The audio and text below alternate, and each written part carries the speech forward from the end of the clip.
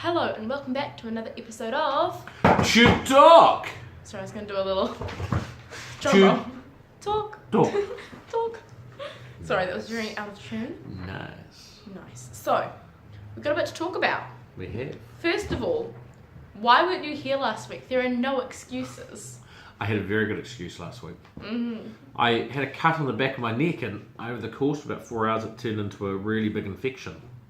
And I went all the way up my head and down my spine, and I was freaking out like a rubber burger. And so I went into hospital, and they were great. Saw me, and 5.5 hours later, I was on the operating table. Getting it fixed. And so I was in bed off all last week, so there was no tube talk. Because he's a slacker. My apologies, but I am well on the mend, Yes. I'm pleased to say. Thank goodness. And looking forward to some winners this weekend. Sure are. But before we get into that, we have a couple things to talk about. First of all, there is a full sister to Prince Manbo still available. Yeah, so we've just actually started offering shares in the full sister to Prince Manbo, and it just got up on our site this week. It's been popular. There's a few shares left, but not many. And she's a lovely, strong filly. She's a full sister to a Group 1 before and a stakes winner, so she's going to have residual value. She's a great opportunity. She's going to be like him. She's going to be, I think, be versatile, 1,200 metres to 2,000, 2,100 metres her family's good at. He's a great miler. She'll probably be a mile or two. She's a really good opportunity to get involved, and she's a great price, I think. 5,900 for a 10% share. Not many opportunities to get involved in a full sister of a Group 1 horse for that price. That is correct and powerful and athletic. Nice. So get involved. Have some fun. Get into it. Go racing. Okay, sorry. And we have a couple horses to talk about from last week. We'll start off with Pinzano, who ran third. Yeah, so Pinzano was third. She was on her last chance. She failed. She was retired. She ran third, wasn't beaten fast, so she gets another opportunity. And she actually looked keen again. She looked keen, and she moved up and tackled them and fought all the way to the line.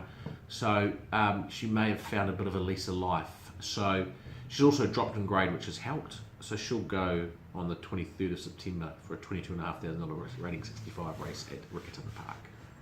Nice. And we also had Sophies Choice. Ran, was it in the Colin Meads race Trophy. day? Yes, trophy. She did, and she ran 7th, but it was a good run. It ended up, the track got far too wet for her, but we wanted to run for Sir Colin and Lady Verna, so we wanted to run, and she drew wide. She had to sit wide, 3 wide, but she was really brave, kept fighting. Probably if we'd drawn inside and she'd been on the rail, she could have run, in the first three or four, and in what was a very, very strong field. So we're really proud of her, and if she gets back onto a better track next start, she'll be awfully hard to beat. And her next start will either be the Gold Trail Stakes in Group 3 at Hastings, or a listed 1,200 metres Canterbury Bell Stakes at Riccarton on the 23rd of September, and track conditions will determine where we go. Nice. Now, time to hop into this week. We will start off on Friday at Waipa Race 3. We've got Black Pearl. Black Pearl, who really is a work in progress.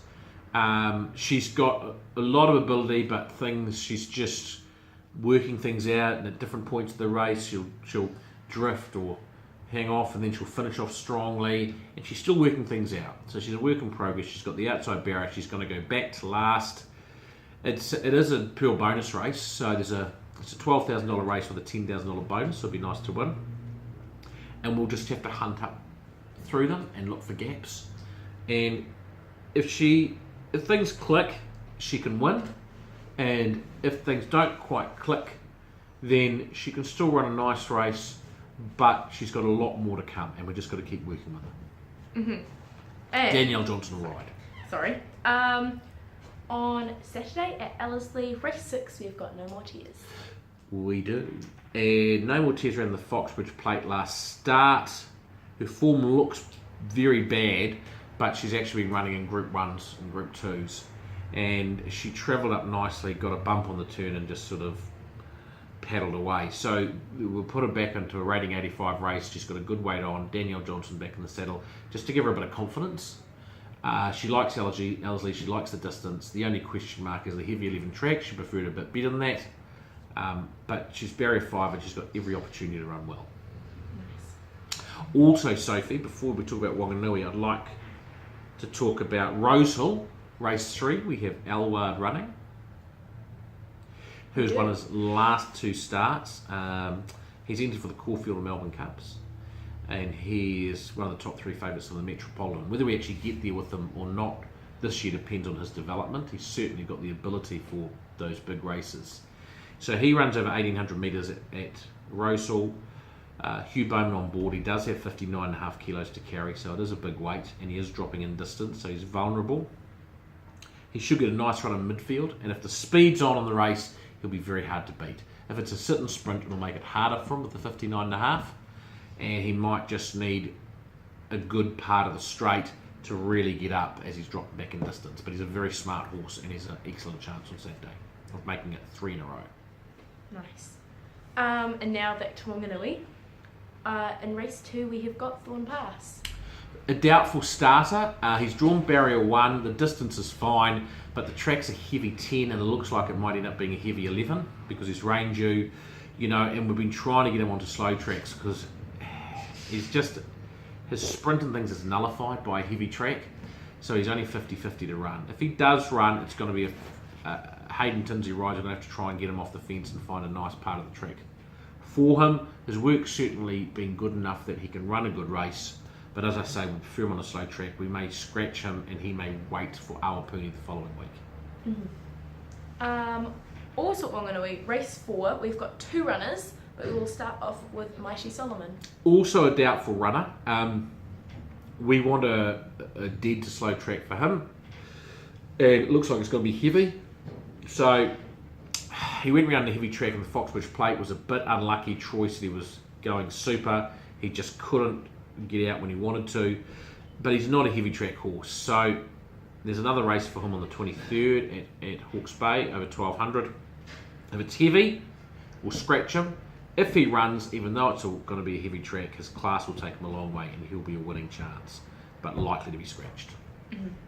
The other horse, I was going to say the other race, the other horse in race 4 is North and South. So North and South, she'll love the track conditions. Heavier the better for her. She ran 6 in the Foxbridge Plate, was unlucky. The 1,200 metre suits, wet track suits. She gets nice at the weights. There's a very good winning chance. Lisa Allpress aboard can win, and she is likely to back up in the Group 3 Muriel metric mile, which is over 1,550 metres this year, so it's not a Muriel metric mile, the following Saturday. So she's a good chance. She's going well. Mm-hmm. And that is our week. However, we have still got Bet of the Week to talk about. We do. We'll start off by saying that not last week, but 2 weeks ago, we were victorious. We were with Amanud Lad. If I remember, I think I paid about $6. So it was a good bet. So we had a run of seconds. I reckon we're back now. We are back. We are back and better than ever. Okay, sorry. So our Bet of the Week this week is, drumroll please, Petit Owen, who is running at Ellerslie in race 3. Yes, and another jumper coming into the jumping season, trained by a very good jumps trainer, Mark Olligan. Went down to Riccarton, ran 3rd on the first day, and then was pulled up on the second day, probably feeling the effects of 2 races within a week. He's had a good few weeks between runs. He's from a family that loves it wet, and it's going to be heavy 11, same family as North and South. He's placed over 4,100 metres before. It's one of those very open races, but I can see him leading or being handy the whole way, and I like him as our Bet of the Week. Not sure what he's paying, but I'd imagine he's going to be paying $5 or $6. So Petit Owen is our Bet of the Week. Yes. However, it doesn't end there. We have a couple little additions to Bet of the Week this week. We will start off with our selection in the Great Northern Hurdle, which is, can I say? You can say? Razor Fuasho. Razor Fuasho. So we thought we'd throw in a bet for the hurdles and the Great Northern Steeples, the 2 last big races of the year. So Razor Fuasho, he ran a couple of weeks ago and over 3,100 metres, and he came from last and ran 6th. Last year in the Great Northern Hurdles, which is 4,190 metres, he got checked badly and he still stormed home for 2nd. So I think he is peaking at the right time, and I think he's a very good chance in the Great Northern Hurdles, trained by Anne Brown. He'll love it wet. Very, very good each way chance. He's our bet in the Great Northern Hurdles. Nice. And would you like to talk about the Great Northern Steeples? Yes, and the Great Northern Steeples. Our selection is a Manute lad again. Again, he's 13, but he was our bet of the week a couple of weeks ago. He's going super. He loves 6,400 metres. So many of them don't. He's probably going better this time this year than this time last year. He's only gone up half a kilo for his win.